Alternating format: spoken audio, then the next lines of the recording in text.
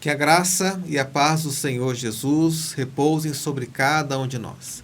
Queridos irmãos da Igreja Batista em Vilas Boas, é com alegria que mais uma vez nos reunimos, não fisicamente, mas pelo menos virtualmente e especialmente de maneira espiritual, para juntos adorarmos ao Senhor e colocarmos perante Ele nossos pedidos. Toda quinta-feira temos nosso culto de oração, como a igreja bem sabe, mas estando impossibilitados de nos reunirmos fisicamente, estamos aqui, pelo menos dessa maneira, para orar ao Senhor, para ouvir a sua voz pela palavra dEle, para juntos buscarmos a sua face e depositarmos perante o altar do Senhor nossos pedidos, nossas lutas, nossas dificuldades. E temos declarado sempre nossa total dependência do Senhor. Ele é nosso Deus que nos salvou, que tem cuidado de nós, que tem nos salvado. Então vamos começar este momento de culto com a palavra de oração. E convido você, onde estiver também nos assistindo, que ore ao Senhor também agora. Coloque já o seu pedido, a sua dor. Nós estamos fazendo isso para uma promoção da igreja, para promover nosso nome, mas para realmente edificar as ovelhas do Senhor, que tem congregado conosco. Nosso pedido e oração ao Senhor é que Ele use este momento para a glória dEle, para a edificação do povo dEle, para a salvação daqueles que assim precisam. Oremos ao nosso Deus. Ó Deus, grande Deus, aqui estamos, Pai, reunidos não fisicamente, mas espiritualmente, para buscar a Tua face neste momento. E queremos aqui, desde o início deste culto, depositar perante o Teu altar nossos pedidos, nossas lutas, nossas lágrimas, Senhor Deus. O Senhor conhece aquilo que o Teu povo tem passado esses dias, aqueles que têm chorado. O Senhor conhece aqueles que estão aflitos e preocupados com o dia de amanhã, com a conta a ser paga. Deus, o Senhor conhece as lutas talvez familiares, as doenças que têm chegado. O Senhor conhece a peste que chegou aqui à nossa nação. E desde este início queremos colocar perante o Senhor a nossa vida e declaramos que nós dependemos de Ti. Sem o Senhor não temos a mínima condição de agir, de viver neste mundo. O Senhor, nossa razão de viver, é no Senhor que nós refugiamos até que passe as calamidades dessa vida, Pai. Então sustenta-nos neste momento, aceita a nossa adoração, aceita a oração que cada pessoa está fazendo e fará também durante esse culto. Pedimos que o Senhor fale pela Tua palavra a cada vida de maneira muito especial, Deus. Nós precisamos de Ti. Ó Deus, como precisamos de Ti. Sustenta-nos e abençoa-nos. É a nossa oração, em nome de Jesus Cristo. Amém. Convido também você que nos assiste a louvar ao Senhor neste momento. Nós iremos cantar um cântico bastante conhecido, que diz: cantai ao Senhor um novo cântico, é um dos salmos da Bíblia. Então, onde você estiver, no seu coração ou com seus lábios, louve ao Senhor juntamente conosco neste momento.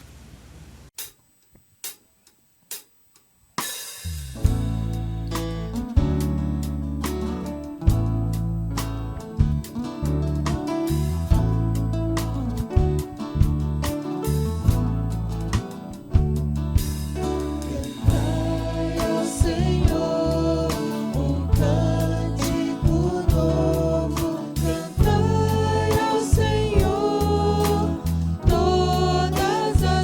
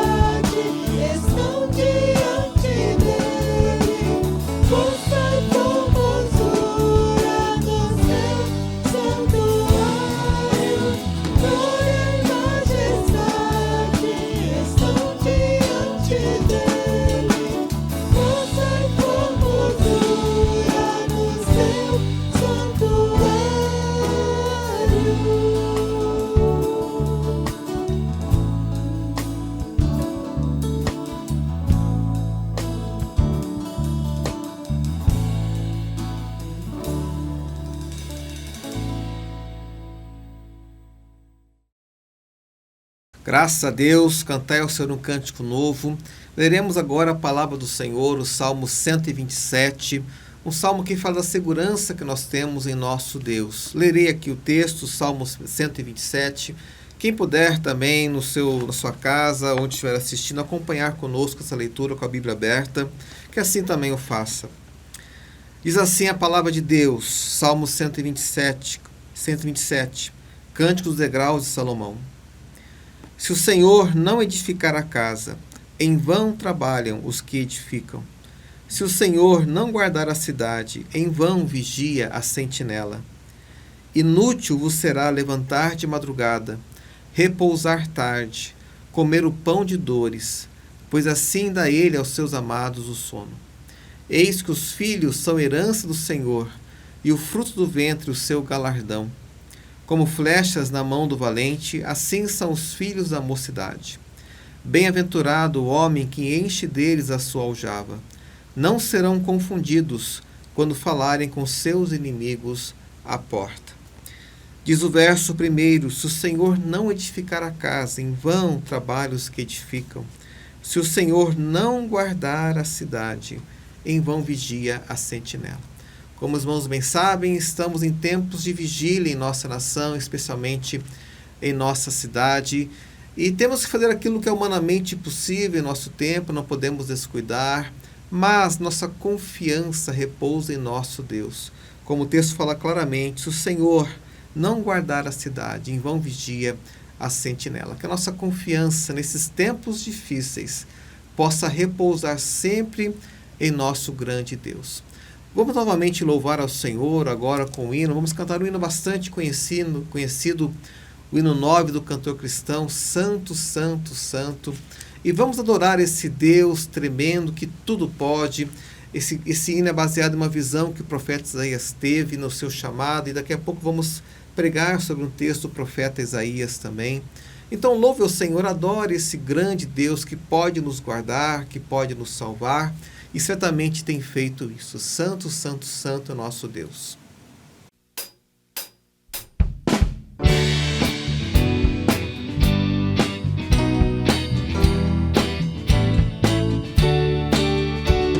Santo, Santo, Santo, Deus onipotente, cedo de manhã cantaremos teu louvor. Santo,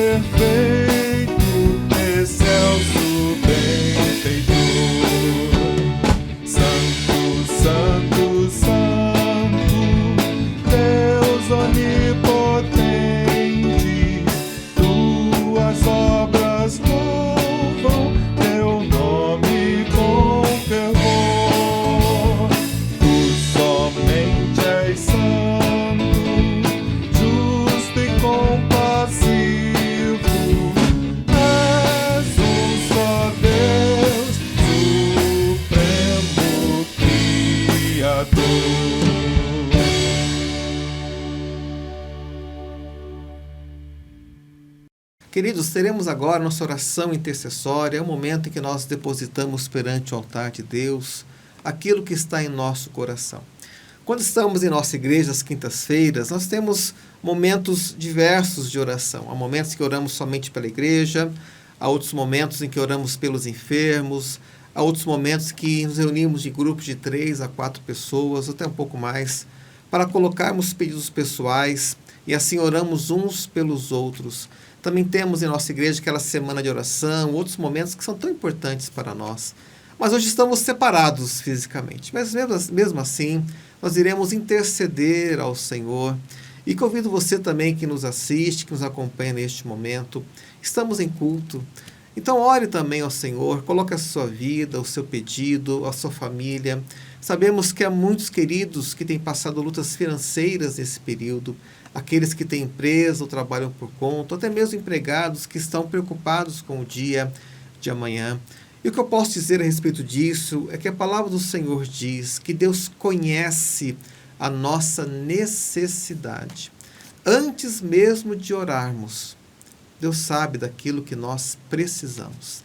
É confiados em um Deus que nos ama, que entregou seu próprio Filho para morrer por nós e que prometeu que cuidaria de nós. É para esse Deus agora que iremos colocar nosso pedido. Então, convido você também a orar neste momento e deposite perante o Senhor o seu pedido especial. Oremos ao nosso grande Deus. Deus querido, ó Deus bendito, Deus Criador dos céus e da terra, Deus que se revelou de forma especial a nós, especialmente por meio de Jesus Cristo, o próprio Filho de Deus. Um Deus que nos amou tanto que não poupou o seu próprio Filho para morrer pelos nossos pecados. A esse grande Deus agora levantamos nossas vozes, nossa oração, clamando, intercedendo ao Senhor pelo nosso rebanho, por aqueles que nos assistem, por aqueles que neste momento depositam perante o Senhor a sua luta, a sua lágrima, a sua ansiedade. Deus, sabemos que há pessoas que estão realmente chorando nesse tempo. Há pessoas amedrontadas, há pessoas que clamam ao Senhor pelo alimento, há pessoas que clamam pelo sustento, talvez até para o dia de amanhã. Há pessoas que estão perturbadas, Pai, com os anúncios, com os avisos, com as notícias ruins que têm chegado à nossa casa, ao nosso tempo. E pedimos ao Senhor, primeiramente, misericórdia. Misericórdia de nós, Pai. Abençoa aqueles que estão enfermos, que a Tua bênção chegue a cada um em nome de Jesus Cristo. Abençoa aquelas famílias que passam dificuldades, sejam financeiras, sejam de relacionamento. Deus amado, abençoa cada um. Guarda, Pai, o aflito neste momento de dor. Guarda aqueles que estão chorosos, aqueles que pedem ao Senhor pelo alimento, pela conta a ser paga, aqueles que não têm mais esperança. Deus, tem misericórdia. Que o Senhor use esse momento de ansiedade em nosso tempo para que as pessoas busquem ao Senhor, que confiem, que descubram um Deus maravilhoso, que realmente cuida de nós. Pai, abençoa os casamentos da igreja, não permita que o inimigo tenha vitória em separar vidas, porque a vontade de Deus é que nós permaneçamos juntos. Essa é a Tua vontade, Senhor amado. Abençoa, Pai, a nossa igreja, abençoa, Pai, aqueles que estão se chegando a nós, os novos, que precisam ser acompanhados, Senhor Deus, os que vão para batismo. Deus, aqui está a Tua igreja, aqui estão as Tuas ovelhas. Eu sei que há várias ovelhas que têm passado pela luta. Sustenta a cada um. E declaramos que nós precisamos e dependemos de Ti. Esta é a nossa oração perante o Senhor. E oramos em nome de Jesus Cristo. Amém. Meus queridos, vamos ainda louvar ao Senhor com mais 2 cânticos. A equipe irá nos dirigir neste momento. Louve também o Senhor, exalte esse grande Deus, um Deus que cuida, que ama a todos nós e que certamente não se esqueceu da nossa vida. Ele tem tido cuidado com o nosso viver. Deus abençoe. Vamos cantar ao Senhor neste momento.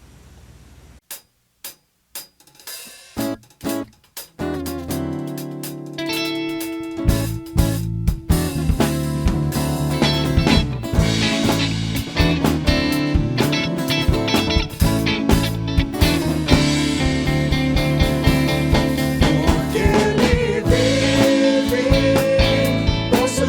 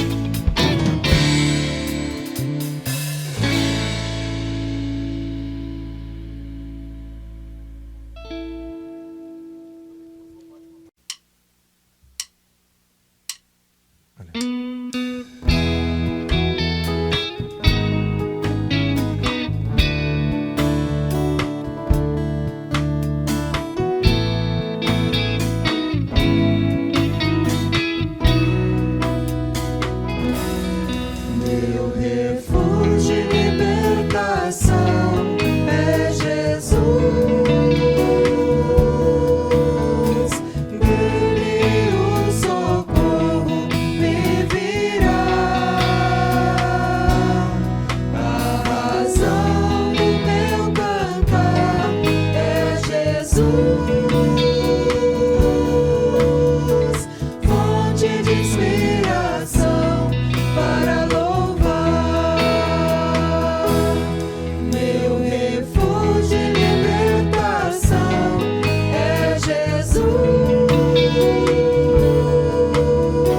Nele o socorro me virá. A razão do meu cantar é Jesus, fonte de inspiração para louvar. Da minha vida, Ele é o Senhor, com o seu sangue me comprou. Da minha vida, Ele é o Senhor, pois o pecado me resgatou.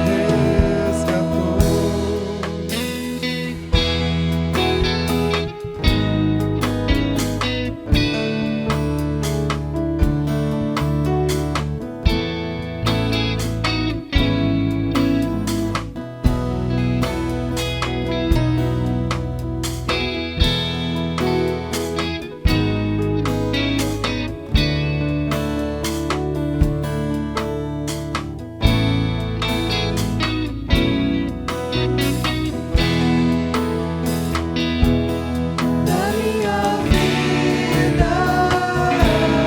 Ele é o Senhor, com o seu sangue me comprou. Da minha vida, Ele é o Senhor, pois o pecado me resgatou. Da minha vida, Ele é o Senhor, com o seu sangue me comprou. Da minha vida, Ele é o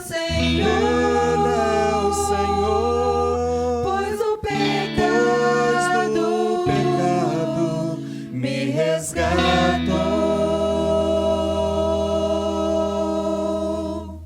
Queridos, agora vamos para a palavra do Senhor, vamos para a nossa mensagem nessa noite. E os irmãos sabem que nossa igreja nós temos pregado sobre o Evangelho de Marcos de forma expositiva. Domingo passado falamos sobre Marcos capítulo 10, pretendo para o próximo domingo continuar o texto bíblico. Mas além do Evangelho de Marcos, também temos pregado sobre o livro do profeta Isaías.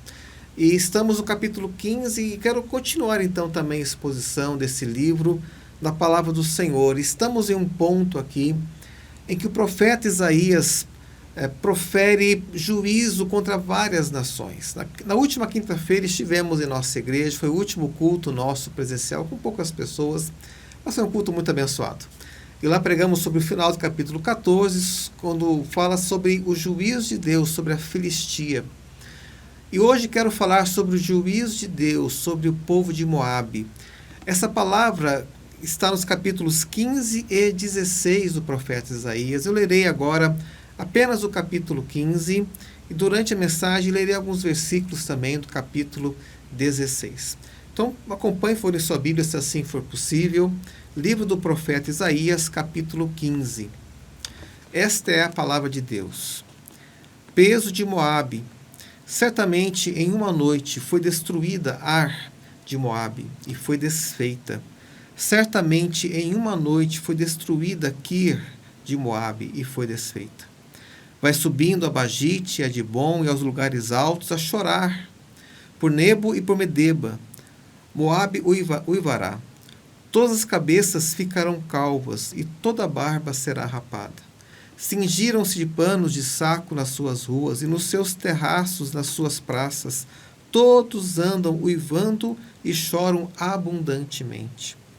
Assim Esbom como Eleale anda gritando, até Jaza se ouve a sua voz. Por isso os armados de Moabe clamam, a sua alma treme dentro deles. O meu coração clama por causa de Moabe. Fugiram os seus nobres para Zoar como a novilha de 3 anos, porque vão chorando pela subida de Luite, porque no caminho de Oronaim levantam lastimoso pranto, porque as águas de Nirim serão pura assolação, porque se secou o feno, definhou a erva e não há verdura alguma. Pelo que a abundância ou riqueza que ajuntaram e o que guardaram, ao ribeiro dos salgueiros o levarão. Porque o pranto rodeará os limites de Moabe, até Eglaim chegará o seu clamor, e ainda até Beer-Elim chegará o seu rugido. Porquanto as águas de Dimon estão cheias de sangue, porque ainda acrescentarei mais a Dimon. Leões contra aqueles que escaparem de Moabe e contra as relíquias da terra. Até esse ponto, depois durante a mensagem ainda falaremos outros versos do capítulo 16. E antes de continuarmos, gostaria de recitar o versículo 18, Salmo 119, que é um versículo que eu gosto muito, tenho colocado isso sempre nas nossas mensagens, que diz o seguinte: desvenda os meus olhos, para que eu contemple as maravilhas da tua lei. Essa é a nossa oração perante o Senhor.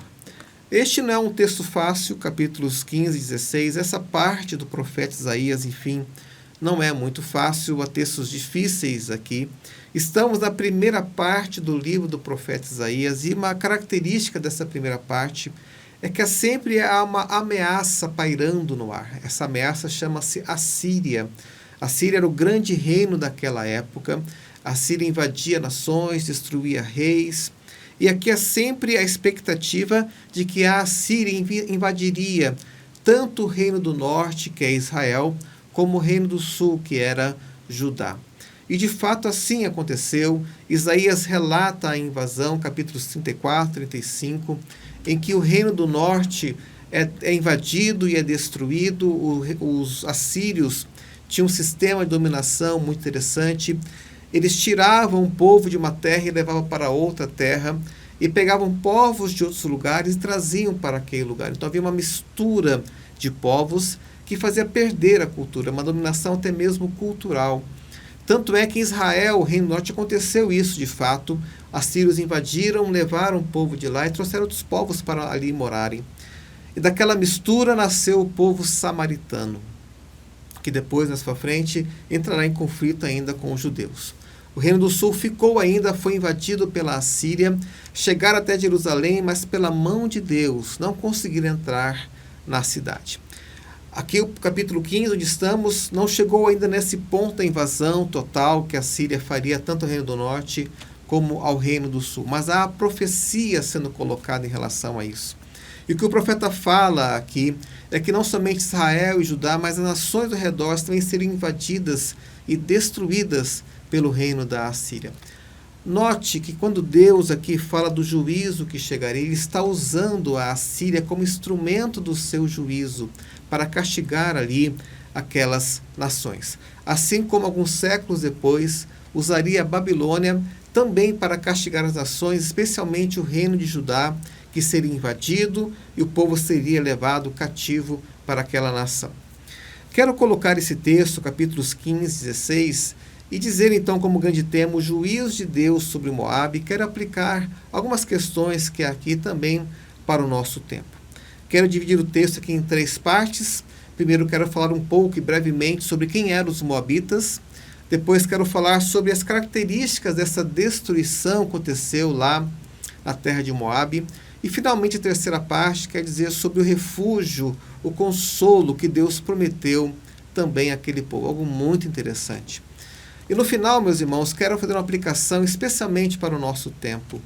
Quero falar algo a respeito de que se o tempo em que nós vivemos, em que essa pandemia do coronavírus atacando e matando milhares de pessoas, se isso talvez fosse um juízo de Deus também sobre as nações. Quero falar algo a respeito disso mais no final, quando aplicarmos então esse texto às nossas vidas.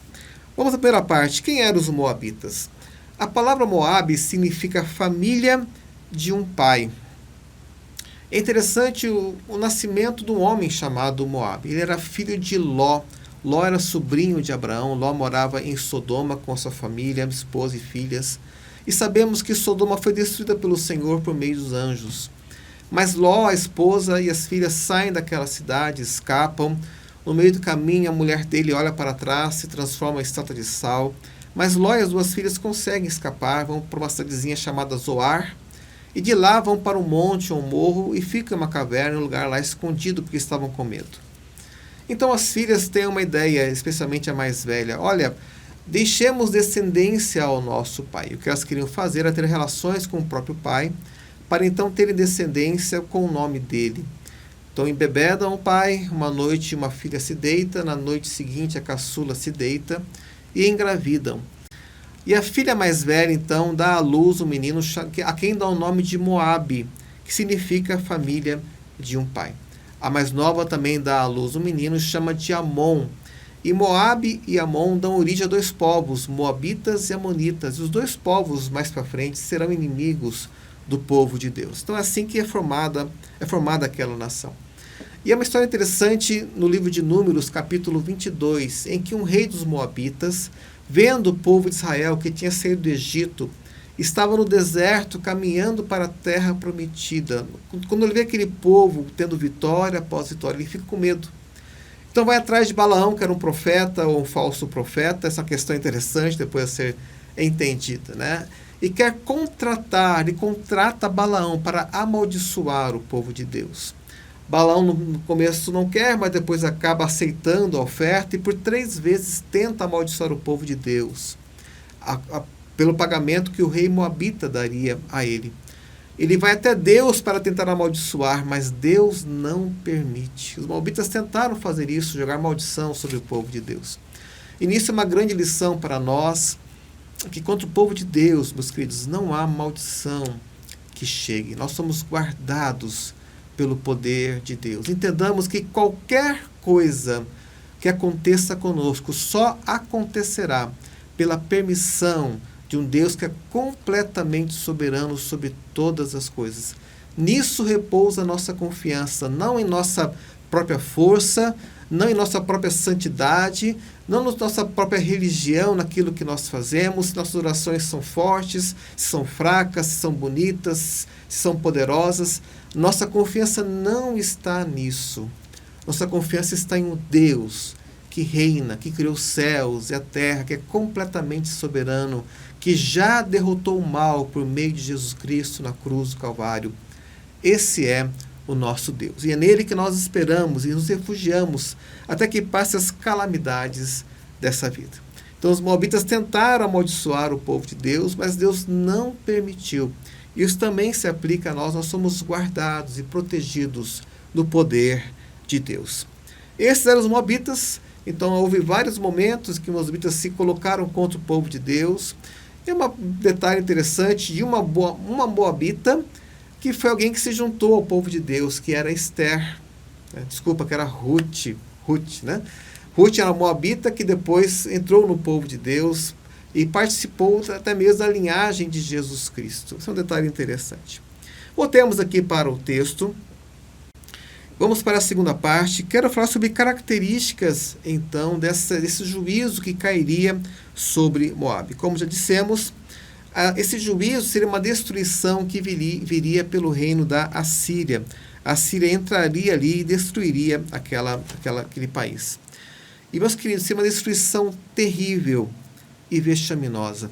Os primeiros versículos do capítulo 15 nos mostram isso. Verso 2, vai subindo a Bagite, a Dibom, aos lugares altos e a chorar. E notem como no texto, capítulo 15, há constantemente referência a choro, a pranto, e um pranto alto, a um clamor, porque grande foi a destruição que aquele povo sofreu. E talvez haja pessoas hoje, no nosso tempo, que estão igualmente chorando, talvez amedrontadas ou preocupadas com a destruição que pode chegar também aos nossos arraiais. Mas continuemos aqui no texto. Então, ali havia destruição e havia profecia que aquele povo iria chorar. E há um momento no verso 2 que fala que as cabeças ficariam calvas e a barba seria rapada. Isso era um sinal de humilhação. O povo, no seu luto, no seu lamento, chegaria a rapar a barba e a cabelo como um motivo, como um exemplo da humilhação que estavam sentindo ali. Tal era o pânico, o desespero, era algo vexaminoso, algo não somente a destruição física, destruição financeira, mas especialmente a questão emocional colocada ali perante Deus. Note também algo interessante aqui no texto, que fala que as riquezas daquela nação seriam levadas. O texto fala que cingiram-se de panos de saco nas suas ruas, ou seja, se colocaram daquela maneira ali. Depois fala que as águas de Nihim, que se referem à Síria, seriam pura assolação. Veja que fala o texto, porque se secou o feno, definhou a erva, e não há verdura alguma, pelo que a abundância que ajuntaram e o que guardaram, ou seja, suas riquezas foram levadas para um ribeiro. Acabou tudo. E o pranto rodeará os limites de Moabe. Então, teriam também ali a destruição financeira, suas riquezas seriam levadas completamente acabadas. E esse texto me remete a uma parábola que Jesus contou de um homem rico que um certo ano teve uma grande produção agrícola e construiu celeiros para guardar toda a sua produção. E chega um momento que ele fala à sua alma: alma, agora descansa, cuida, pode aposentar, né? Porque já temos dinheiro para o resto da vida. E diz o texto bíblico, Jesus falando, que naquela mesma noite, aquele homem morreu. Deus pediu à sua alma, é aquela frase, seu louco, tudo que você guardou, tudo que você tem agora, para quem há de ficar. Essa questão é interessante, né, meus irmãos? Quantas pessoas hoje trabalham somente para as riquezas, trabalham para ficarem ricas, deixam o tempo do Senhor, buscando outros prazeres, outras satisfações, outros tesouros, mas saibam que tudo isso vai passar. Aliás, no tempo em que nós estamos, dessa pandemia, dessa doença, quantas pessoas estão mudando de prioridades? Aquilo que era importante ficou para trás. Estamos proibidos até mesmo de trabalhar, de conseguir riqueza, de trabalhar para isso. Tudo passa. As riquezas passam. As virtudes deste mundo, os tesouros deste mundo passam. Mas a palavra de Deus permanece para sempre. Nós temos que buscar um tesouro lá no céu, onde o vírus não pode chegar, onde o ladrão não pode chegar para roubar, onde a ferrugem não pode agir, um tesouro guardado já pelo nosso Deus. E esse tesouro nem é nosso, é o Senhor que nos deu por meio de Cristo Jesus, está guardado ali para nós. Então, cuidado com o perigo das riquezas, com o amor do dinheiro. Essas coisas passam e passam rapidamente. Em nosso meio, nossa cidade, em 2, 3 semanas, tudo mudou. As escolas fecharam, o comércio fechou, pessoas perdendo dinheiro por algo talvez ali que nós nem conseguimos enxergar, que é a doença em si. Então, cuidado com o perigo das riquezas. A destruição persistiria em Moabe. O texto fala que Deus colocou ali, além da Síria, ainda colocaria leões naquela terra para perseguir as pessoas. Que coisa terrível aconteceu. E sabe por que isso é assim colocado, meus irmãos? Pelo pecado de Moabe. Nós temos no capítulo 16 uma palavra a respeito disso. Nós temos aqui que o grande pecado de Moabe era o seu próprio orgulho. Veja que fala o versículo 6 do capítulo 16. Ouvimos da soberba de Moabe, a soberbíssima, e da sua altivez, e do seu furor, da sua soberba e do seu furor, o seu orgulho, a sua jactância é vã. Olha que situação. Moabe, uma terra soberba, orgulhosa, cheia de si mesmo, agora iria passar pela destruição da Assíria e tudo seria perdido. Será que em nosso tempo, as pessoas também vivem dessa maneira, cheias de si mesmo, trabalhando apenas para ganhar recursos, para acumular tesouros, não se preocupam com Deus em seu tempo. E tudo passa. E nosso tempo está passando por causa de um pequeno vírus que tem matado, tem transtornado economias. Tudo passa. Hoje é tempo de buscar ao Senhor. Resultado, capítulo 16, verso 14, assim diz: mas agora falou o Senhor, dizendo, dentro em 3 anos, tais quais os anos de assalariados, será envelhecida a glória de Moabe, com toda a sua grande multidão, e o resíduo, o que restar, será pouco, pequeno e imponente. Talvez se nós vivêssemos naquele momento e olhássemos para Moabe, era uma terra talvez frutífera, uma terra abundante de riquezas, e hoje seria a Transjordânia, o lado leste do Rio Jordão. Então, um momento ali importante, um local rico, mas aquilo iria passar por causa da sua própria soberba. Deus resiste aos soberbos, mas dá graça aos humildes. Vamos para a terceira parte aqui do texto. Eu quero falar sobre o abrigo. E é um momento interessante aqui no texto, capítulo 15, 16, em que o profeta sente a dor pelos moabitas. Ele realmente está ali sentido por aquela situação. Nós temos isso no capítulo 15, que ele chorava, ele pedia pelos moabitas, capítulo 15, verso 5, meu coração clama por causa de Moabe, fugiram os seus nobres para Zoar. Então o próprio profeta está ali sentido por aquela situação. E no capítulo 16, há uma palavra também interessante colocada aqui, em que o profeta fala onde aquele povo poderia encontrar abrigo. Deixe-me ler aqui o texto, versículo 4 e 5. Habitem entre ti os meus desterrados. Então, Isaías está falando, habitem no meio do povo de Israel, os desterrados de Moabe. Ó Moabe, serve-lhes de refúgio perante a face do destruidor, porque o homem violento terá fim, a destruição é desfeita, e os opressores são consumidos sobre a terra. Versículo 5, porque um trono se firmará em benignidade, e sobre ele, no tabernáculo de Davi, se sentará em verdade um que julgue e busque o juízo e se apresse a fazer justiça. Naquele tempo, Isaías fala, povo de Moabe, se vocês forem ali para Judá, para Jerusalém, vocês encontrarão algum refúgio para vocês, terão algum consolo para a vida de vocês. Isso aconteceu historicamente, mas há algo especial aqui, algo espiritual a ser colocado que é muito claro, que o Senhor Jesus é o nosso abrigo, aquele que se firmará em um trono de benignidade, aquele que está no tabernáculo de Davi e se assenta em verdade, que julgará, que buscará o juízo, que fará justiça. Esse é o Senhor Jesus Cristo. Aqui é um texto messiânico que aponta para o Messias que haveria de nascer cerca de 750 anos depois. Sabemos quem é esse homem.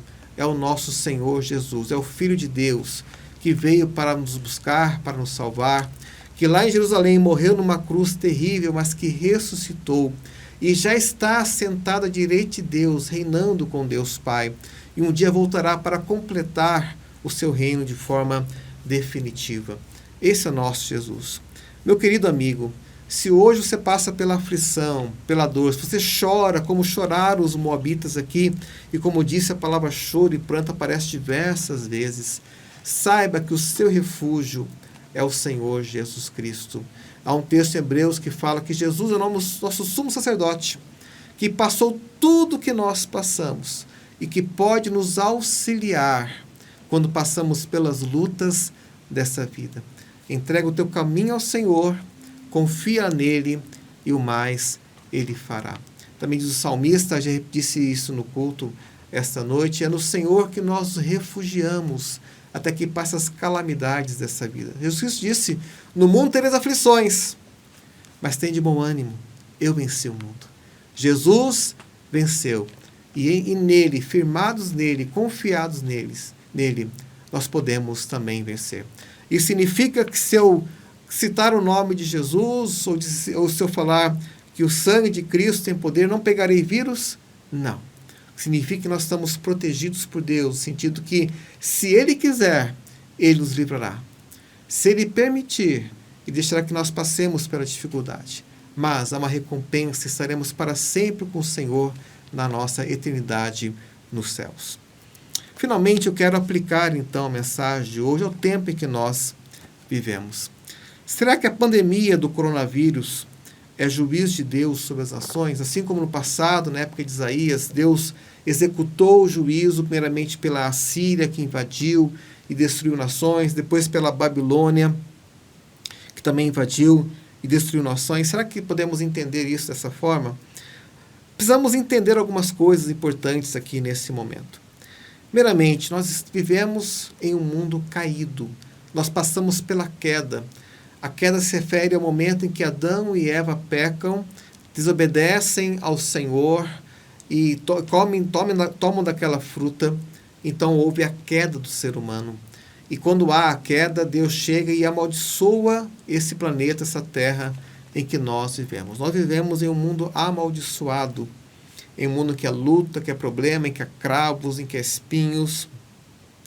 E esse momento que passamos hoje aqui reflete isso, as doenças que existem em nosso tempo. Isso faz parte dessa maldição que nós estamos aqui. Então nós vivemos em um mundo caído, em um mundo em que o pecado entrou e trouxe consequências terríveis, não somente para o homem, para o seu corpo, para a vida espiritual, que é a morte eterna, mas também para o mundo em que nós vivemos. E temos a promessa do Senhor, que quando Ele vier, nós teremos um novo céu e uma nova terra, onde não habita mais a impiedade. Paulo fala em Romanos 8 que até a natureza, a criação clama por esse dia, pela manifestação dos filhos de Deus, aquele dia quando Cristo há de voltar a este mundo e nos glorificará e estaremos para sempre, então, com o nosso Deus. Então vivemos em um mundo caído e estamos sujeitos a situações como essa, não somente a vírus, mas as situações que acontecem em nosso tempo. Entretanto, Deus usa as situações deste mundo para trazer algum juízo temporário sobre os homens. Nós temos exemplo disso em Lucas capítulo 13. Lá Jesus explica uma situação em que alguns homens foram mortos por Pilatos, o sangue deles foi misturado com o sangue dos sacrifícios. Também houve uma outra situação em que uma torre caiu e matou algumas pessoas.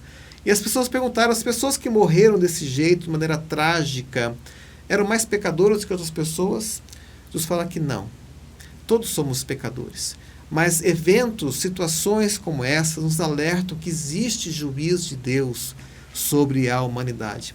Esses juízos temporários desse tempo apontam para um juízo maior no futuro, quando Cristo vai voltar. Ele julgará toda a humanidade, tudo será exposto perante Ele, e Ele então irá julgar e dar a cada um aquilo que é merecido. E saibam, meus queridos, que nós só passaremos pelo juízo, porque Cristo morreu em nosso lugar, e o castigo que nos era merecido já foi levado por Jesus na cruz do Calvário. Então as situações, os eventos que acontecem hoje, são juízos temporários que nos apontam para o grande juízo que haverá no futuro.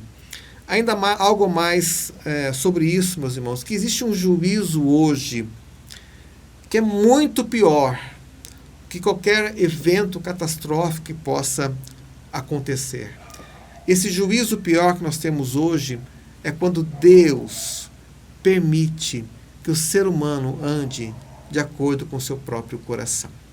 Temos isso em Romanos capítulo 1, quando Paulo fala que o juízo de Deus se manifesta sobre a criação, é revelado do céu sobre a criação. E quando ele relata esse juízo, há um verbo lá que aparece 3 vezes. Nas traduções em português, esses verbos são traduzidos com palavras um pouco diferentes, geralmente 2 palavras diferentes, mas é uma palavra só no grego. E a ideia desse verbo é abandonar. O que significa isso? Que o juízo de Deus sobre a humanidade é quando Deus permite que o ser humano ande de acordo com seus próprios desejos. Quando Deus permite que o homem ande de acordo com o seu próprio coração. E o homem vai descendo os caminhos da impiedade. Começa com a idolatria, depois vai para a prostituição e outros atos que não agradam ao Senhor de maneira alguma. Este é o momento em que nós vivemos. Meus queridos, muito mais do que o vírus, nós temos hoje juízo de Deus. É que Deus está deixando que a humanidade ande de acordo com o seu próprio coração. E o aumento da iniquidade nós temos visto em nosso tempo. É juízo de Deus.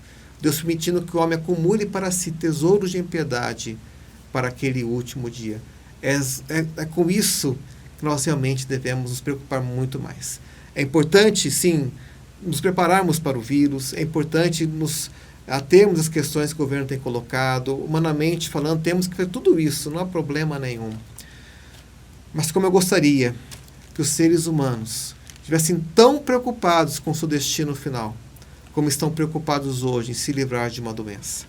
Se tivéssemos tanto cuidado, tanta ênfase com a eternidade, como estamos tendo hoje com o vírus, o mundo seria muito diferente. E lembre-se, finalmente, vou terminar a palavra nessa noite, meus queridos, que nosso refúgio, o nosso abrigo no meio do temporal da luta é o Senhor Jesus Cristo. Nós iremos cantar um hino agora que fala: fonte tu de toda bênção. É o nosso Deus, Deus Pai, nosso Deus Filho Jesus Cristo, que tem nos abençoado com seu Espírito Santo. Então cantemos ao Senhor este hino neste momento, vamos louvar ao Senhor, entendendo isso, que Deus tem cuidado e somente Ele é a fonte de toda a bênção. Deus abençoe.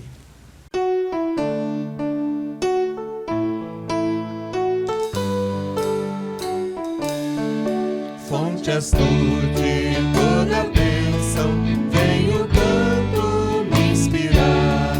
A misericórdia tua, quero em alto som louvar. Oh, ensina um novo canto, os erguidos lá dos céus, ao teu servo e ao povo santo, pra louvarmos-te, bom Deus. Ao Senhor eu agradeço, pois Jesus me socorreu, e por sua graça um dia vai levar-me para o céu.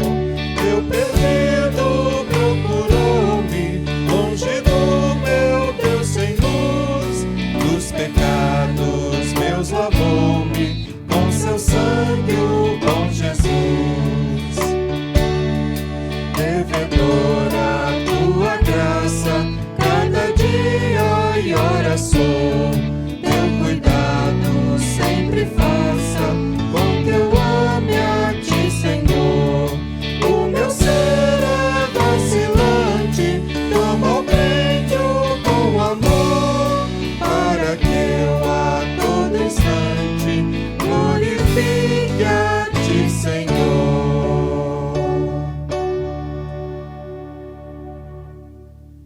Queridos irmãos, então vamos encerrar esse culto neste momento, orando ao Senhor. E nosso desejo é que todos nós possamos ficar firmes no Senhor neste momento. Continuem em oração, pratiquem a piedade pessoal e familiar, façam o culto doméstico e que juntos possamos perseverar na fé, até quando retornarmos à igreja, e muito mais do que isso, quando Cristo voltar e nos levar como igreja para si. Oremos ao nosso Deus. Pai, abençoa o teu povo neste momento, guarda-nos, Senhor Deus, que a tua palavra entre em cada coração e que produza frutos, e que a graça do Senhor Jesus Cristo e o amor de Deus Pai e a comunhão do Santo Espírito esteja sobre todos nós. Amém. Deus abençoe a todos, fiquem na paz de Deus.